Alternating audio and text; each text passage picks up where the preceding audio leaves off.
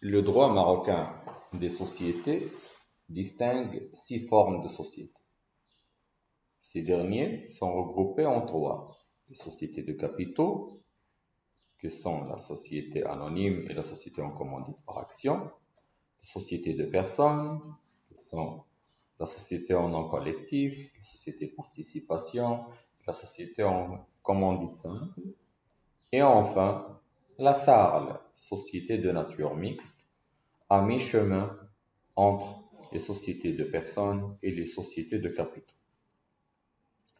Historiquement, la société à responsabilité limitée a été introduite en France en 1925, copiée du droit allemand. La loi française de 1925 a été rendue applicable au Maroc par le Dahir du 1er septembre 1926. Cette forme de société a connu un certain succès et continue de le connaître.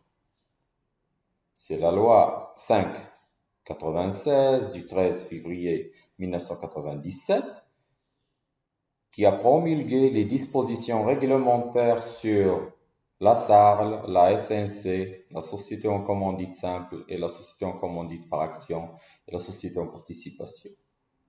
Cette loi a été publiée au bulletin officiel numéro 44-78 du 1er mai 1997. La loi 596 sur la SARL a apporté un certain nombre d'innovations. Avec elle, nous nous trouvons en présence de 2 variétés de sociétés à responsabilité limitée. La forme traditionnelle, classique, pouvant être constituée entre plusieurs associés, c'est la SARL, pluripersonnelle si vous voulez. Et la forme nouvelle, œuvre d'un seul associé, c'est la SARL d'associé unique. Suite à la pression des jeunes entrepreneurs et de la Confédération générale des entreprises marocaines, la CGEM, la loi 596 sur la SARL a connu plusieurs modifications. D'abord par la loi 2105, puis par la loi 2410. Je vais vous parler en brièvement de quelques principales modifications apportées par la loi 2105, qui a été publiée le 14 février 2006.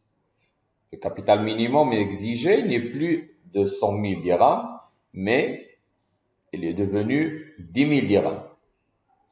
Capital devant être divisé en parts sociales de moins 10 dirhams.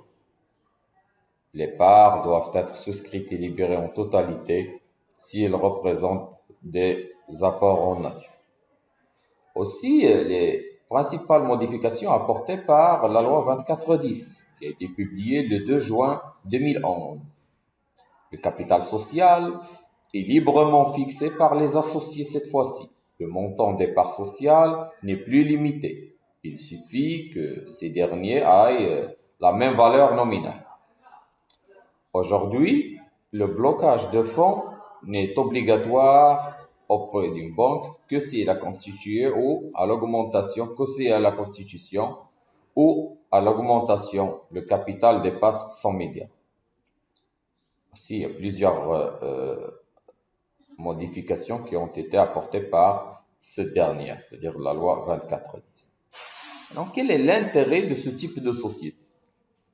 Suite au sondage effectué au Maroc en 2010, plus de 98% des sociétés créées sont des SARL.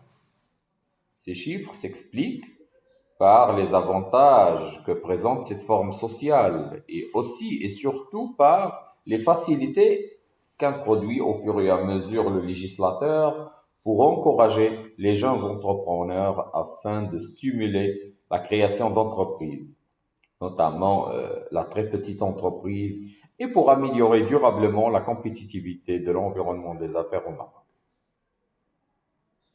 On peut poser la question, quels sont les avantages de cette forme juridique? Le principal avantage de la SARL est inscrit dans son code génétique et dans son nom. Il s'agit de la limitation de responsabilité. Cela signifie qu'en tant que personne morale indépendante, il peut être mis en cause. À l'inverse, la société des associés de la SARL, la responsabilité plutôt des associés de la SARL est limitée à leur rapport au capital. Cela ne signifie pas que le gérant d'une SARL peut faire n'importe quoi. En tant que dirigeant, il est responsable de ses actes. Voilà pourquoi, en cas de faute de gestion, la limitation de responsabilité peut sauter. Il convient donc même, dans une SARL, de piloter efficacement son entreprise. La législation, en voulant encourager l'entrepreneuriat, n'a pas suffisamment pensé au risque d'abus que cela pourrait engendrer. Dans un premier temps, nous allons voir les caractères généraux de cette société, aussi la gestion de la SARL, passant par la situation des associés et à la fin, la dissolution de la SARL. Récapitule. Dans cette thématique, on va toucher les caractères généraux de la SARL, et puis on passe voir la gestion de la SARL, la situation des associés, avant de toucher la dissolution de ces derniers. Alors, première section va être les caractères généraux de la SARL, dans lequel on va essayer de parler du capital et de la responsabilité, et aussi la capacité et l'objet social. Vous savez très bien, concernant le capital et responsabilité, cette société se rattache aux sociétés de capitaux, car sa constitution suppose un capital. Mais avec la modification qui était apportée par la loi 24/10, ce capital a été réduit à 0 dirham. Comme dans les sociétés de personnes aussi, les apports sont représentés par des parts sociales égales, dont le montant nominal ne peut être inférieur aussi à 0 dirham aussi. Il n'y a pas de limitation.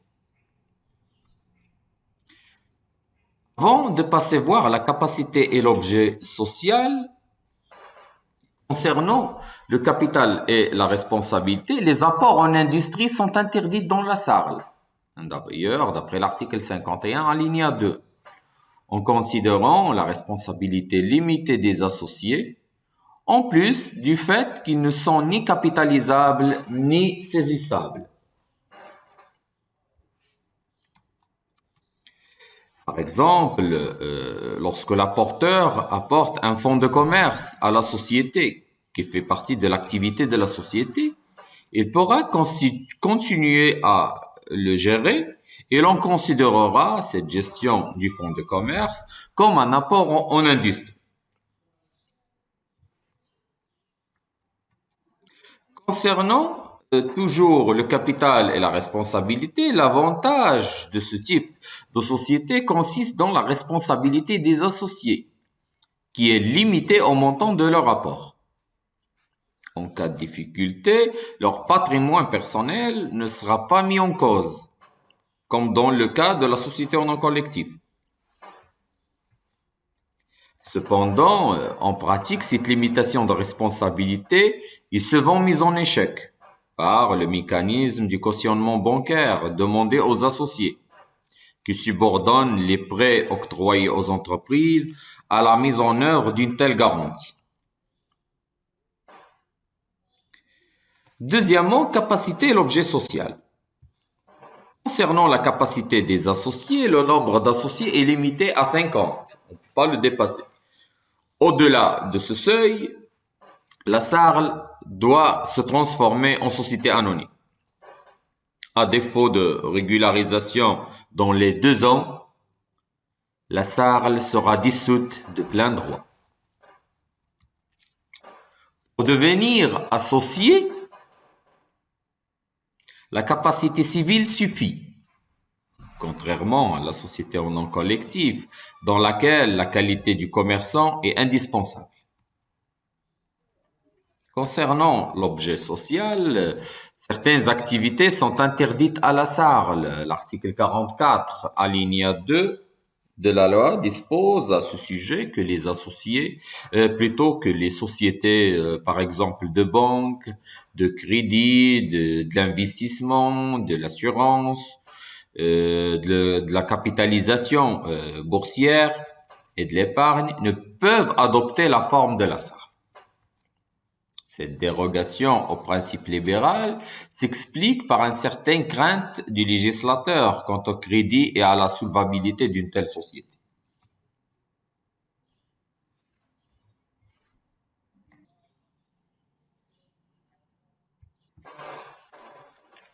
Dans la section 2, on va parler de la gestion de la salle, dans laquelle on va essayer de traiter le gérant et ses pouvoirs. Alors tout d'abord, les conditions de la gérance. La SARL est dirigée par un ou plusieurs gérants, qui est obligatoirement une personne physique, associée ou non. La capacité civile suffit, mais en tout état de cause, il ne doit pas tomber sous le coup d'interdiction ou de déchéance. D'autre part, certaines professions sont incompatibles avec la fonction du gérant, comme les fonctionnaires par exemple. Le cumul de mandats de gérant dans deux ou plusieurs SARL est possible, mais il est interdit aux gérants d'exercer une activité similaire à celle de la société, à moins qu'il ne soit autorisé par les associés. La durée des fonctions du gérant relève des statuts ou de l'acte de nomination. À défaut, il est légalement fixé à 3 ans. Sa rémunération est fixée par les statuts ou par une décision ultérieure des associés. Concernant la cessation des fonctions du gérant, le gérant de la SARL a la possibilité de démissionner et les associés peuvent les révoquer par décision représentant au moins 3/4 des parts sociales. Une révocation abusive, de même qu'une démission abusive, peut donner lieu à des dommages-intérêts au profit du gérant ou de la société. En outre, le gérant est révocable par les tribunaux pour cause légitime, à la demande de tout associé.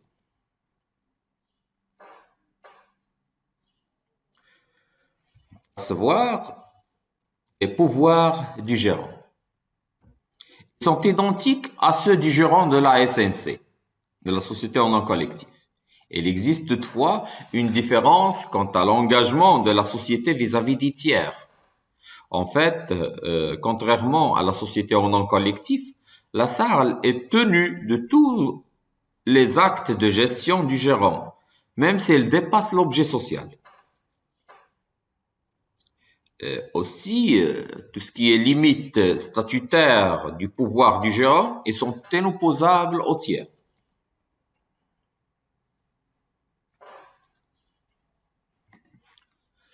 Passons voir la section 3 relative aux situations des associés et dans laquelle on va essayer de voir les pouvoirs des associés et la cession des parts.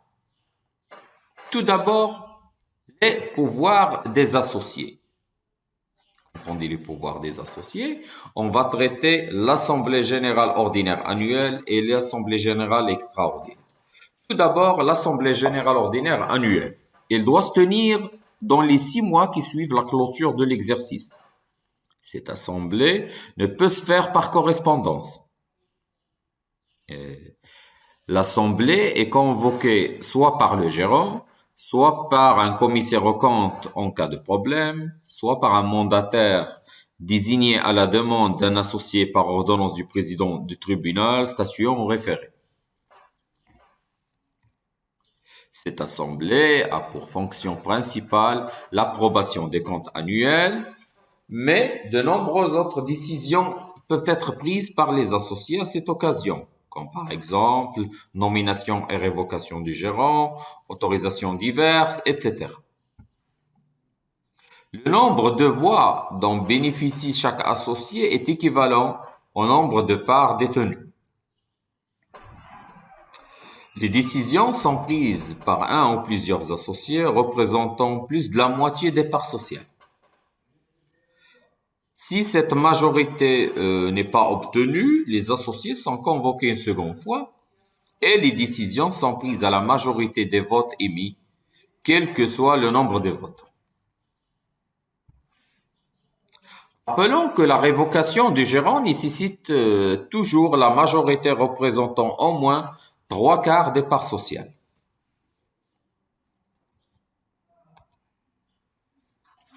Les délibérations donnent lieu à un procès-verbal qui contient toutes les indications sur la tenue et le déroulement de l'assemblée, comme le lieu et la date de la réunion, les associés présents, ceux excusés ou représentés, les résolutions acceptées ou rejetées, etc. Tous ces éléments-là doivent figurer au PV. Concernant, deuxièmement, l'Assemblée générale extraordinaire, ce deuxième type d'assemblée, il permet de modifier les statuts, changement par exemple de dénomination, du siège social, peut-être une fusion, une dissolution, etc. Toute modification des statuts sera décidée par les associés représentant au moins les 3/4 du capital social. Toutefois, pour décider de l'augmentation du capital par incorporation du bénéfice ou de réserve, la majorité requise est seulement de la moitié des parts sociales.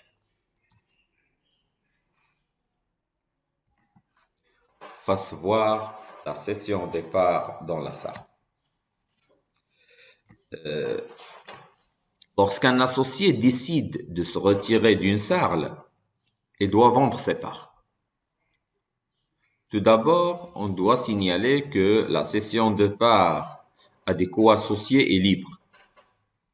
De même que la cession aux conjoints, aux ascendants, aux descendants d'un associé ou la transmission par voie de succession, à moins que les statuts n'en disposent autrement. Par contre, la cession à un tiers étranger nécessite l'agrément des autres associés. L'autorisation nécessite en effet la majorité en nombre des associés représentant au moins les 3/4 des parts sociales. L'associé qui désire céder ses parts doit notifier son projet à la société et à chacun de ses co-associés par acte extrajudiciaire ou par lettre recommandée avec accusé de réception. Le gérant doit consulter les associés lors d'une réunion ou, si les statuts le permettent, par consultation écrite. L'agrément peut alors être donné ou refusé. Le défaut de réponse dans les 30 jours de la notification vaut autorisation tacite. En cas de refus d'agrément, si l'associé fait partie de la société depuis moins de 2 ans, il ne peut pas céder ses parts et doit rester dans la société. Dans le cas contraire, les parts doivent être rachetées par les associés ou par un tiers agréé par les associés dans les 30 jours du refus à un prix déterminé à dire d'expert. La société peut également décider dans les mêmes délais de racheter elle-même ses parts à un prix déterminé par un expert, mais avec le consentement de l'associé cédant et en réduisant son capital du montant de la valeur nominale des parts de cet associé. Si, à l'expiration du délai imparti, aucune de ces solutions n'est intervenue, l'associé peut réaliser la cession initialement prévue.